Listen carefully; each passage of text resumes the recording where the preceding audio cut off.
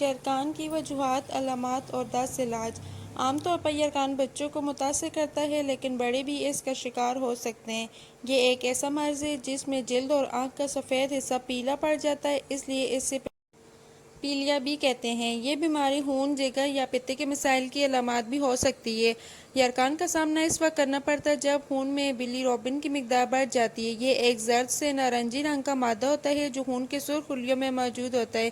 جب یہ خلیے ختم ہو جاتے ہیں تو جگر انہیں خون سے فلٹر کر لیتا ہے، لیکن اگر جگر صحیح طرح کام نہ کرے تو بلی روبن کی مقدار بڑھنا شروع ہو جاتی ہے، جس کی وجہ سے جلد پیلی معلوم ہوتی ہے۔ یرقان کی وجوہات: ہیپاٹائٹس، بعض ادویات کا استعمال، پتہ نالی میں رکاوٹ، لبلبے کا کینسر، جگر کا کینسر۔ یرقان کی علامات: متلی یا کیک کی شکایت، جلد اور آنکھوں کی پلہٹ، بھوک اور وزن میں کمی، پیٹ درد، تھکاوٹ، خارش، بخار اور پیشاب کا گہرا رنگ۔ یرقان کی علامات: متلی یا کیک کی شکایت: اگر آپ کو کھانا کھانے کے بعد متلی یا کیک کی لگاتار شکایت رہتی ہے تو آپ کو فوری طور پر معائنہ کروانے کی ضرورت ہے، کیونکہ متلی اور کیک یرقان کی علامات ہو سکتی ہے۔ جلد اور آنکھوں کی پلہٹ: جلد اور آنکھوں کی پلہٹ یرقان کی سب سے عام علامت ہے۔ یرقان کی وجہ سے جلد کا کوئی حصہ یا آنکھوں کا سفید حصہ پیلا ہو جاتا ہے۔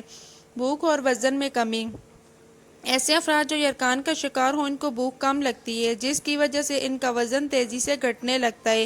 پیٹ درد: یرقان کے شکار افراد کو اکثر پیٹ درد کی شکایت رہتی ہے۔ تھکاوٹ: یرقان کی وجہ سے آپ کو جلد تھکاوٹ کا سامنا کرنا پڑ سکتا ہے۔ تھوڑا سا کام کرنے کے بعد بھی آپ تھکاوٹ کا شکار ہو سکتے ہیں۔ خارش، بخار اور پیشاب کا گہرا رنگ: یرقان کی وجہ سے جسم کے کسی بھی حصے پر خارش کا سامنا کرنا پڑ سکتا ہے، جبکہ بخار کی علامات بھی ظاہر ہو سکتی ہے۔ اس کے ساتھ ساتھ یرقان کے مریضوں میں پیشاب کا رنگ بہت گہرا ہو جاتا ہے۔ یرقان کی علامات کے دوران عمومی طور پر ادویات تجویز نہیں کی جاتی اور گھریلو علاج کے ذریعے اس کی علامات کو کنٹرول کیا جاتا ہے۔ یرقان کا علاج: ہلدی کا استعمال۔ ہلدی اینٹی آکسیڈنٹس خصوصیات سے بھرپور ہوتی ہے جس سے جگر کے سیلز مضبوط ہوتے ہیں۔ اس کے ساتھ ساتھ ہلدی کے استعمال سے نقصان دہ پارٹیکل سے بھی بچا جا سکتا ہے۔ 7 ماشا ہلدی پیس کر شہد میں مکس کر لیں اور ہر روز 1 چمچ صبح شام استعمال کریں۔ کدو کو ٹکڑوں میں کاٹ کر شوربے دار پکائیں۔ کوشش کریں کہ اس شوربے میں چکنائی نہ ہو۔ بہترین ذائقے کے لیے سفید زیرہ، دھنیا، ادرک، ہلکا سا نمک، کالی مرچ اور لہسن شامل کیا جا سکتا ہے، جبکہ ہری یا سرخ مرچ، کھٹائی اور کسی بھی قسم کا گرم مسالہ شامل کرنے سے گریز کریں۔ بھوک لگنے کی صورت میں کدو کے ٹکڑے کھا کر شوربہ پی لیں۔ کھیرے کے استعمال سے معدے اور جگر کی گرمی ختم ہوتی ہے، اس لیے یرقان کے دوران اس کا استعمال نہایت مفید ہوتا ہے۔ آپ کھانے سے پہلے کھیرے پر کالا نمک بھی چھڑک سکتے ہیں۔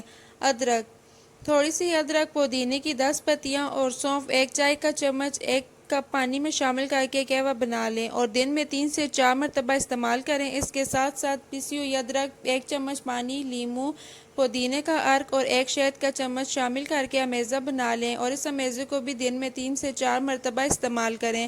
ارجن کے پتے: شام کے وقت ارجن کے پتے پانی میں بھگو دیں۔ صبح انہیں پانی میں مکس کرنے کے بعد چھان کر پی لیں۔ صبح کے وقت پھر ان پتوں کو بھگو دیں اور شام کے وقت استعمال کر لیں۔ مولی: یرقان کے شکار افراد کے لیے یہ سبزی نہایت مفید ہے۔ اسے کچا کھائیں۔ اس کے ساتھ آپ گڑ بھی استعمال کر سکتے ہیں تاکہ یہ جلدی ہضم ہو جائے۔